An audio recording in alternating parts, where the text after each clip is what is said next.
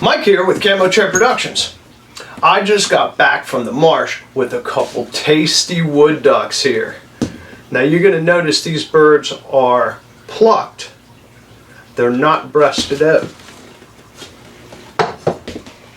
A lot of guys nowadays, they'll breast their birds out. I've breasted a lot of birds out, and that's great. If you want to grill some duck breast, that can be really good too. But I'm getting ready to make a really good recipe tonight, and I needed these birds with the skin on to get them started.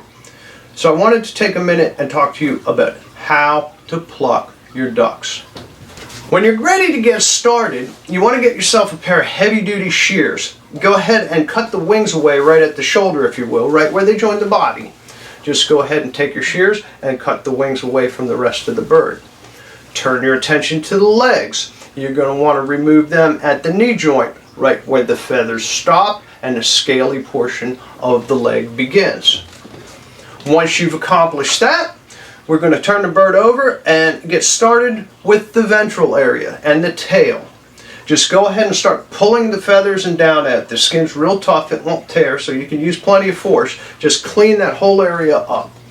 Once you've gotten that area feather free, you're going to be able to see the vent. You'll also be able to see two bones above the vent. They form a sort of an arc, and there's a space in the middle there. Take a sharp knife and make a cross cut above but not through the vent. From your initial incision, make a T-cut up in between those two bones where they're separated. It doesn't have to be big, it just has to be big enough to get your fingers up in, and that's exactly what you want to do. Go ahead and get your fingers in there and pull the gizzard and the entrails out of the hole. Cut them away and set them aside. Now you can start plucking the duck in earnest. Go ahead and just start pulling those feathers out and getting the down off the bird. Go ahead and clean the breast until it's fairly feather free. Turn the bird over, get the feathers off the back. This process moves right along. It doesn't take too much time. Once you've gotten that all done, you can go ahead and sever the head and neck right where it joins the body.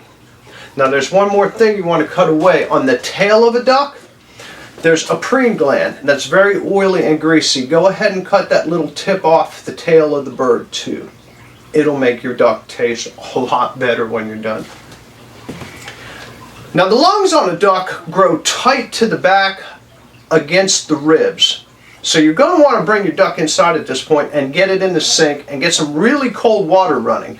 You can get the lungs out a lot easier if you're running water up in the body cavity, and you can sort of get your fingers up in there and pry them away from those ribs and that spine. The water will help.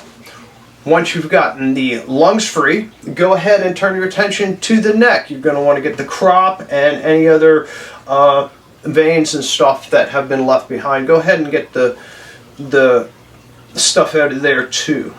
Then turn your attention to the back side of the bird in your initial hole where you began dressing the bird. There's a couple little organs, I don't know what they are, they're kidneys or liver or something, but they grow up in these two little cavities right at the back of the rib cage. You can scrape that out with the tip of your finger and get that all cleaned up.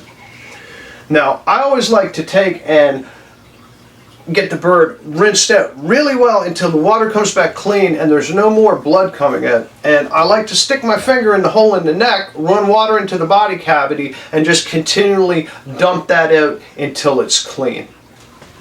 Once you've accomplished that, you're pretty much finished. You can get the rest of the down off real easy under that running water too. Just rub the skin vigorously. That'll get the rest of the down and the pin feathers cleaned up. And you're going to wind up with some birds ready for the oven.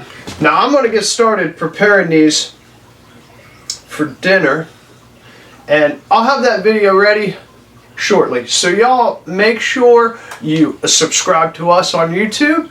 Hit that subscribe button right now and hit that little bell icon so you get a notification when I get the duck pot pie video online. Hope to see you again real soon.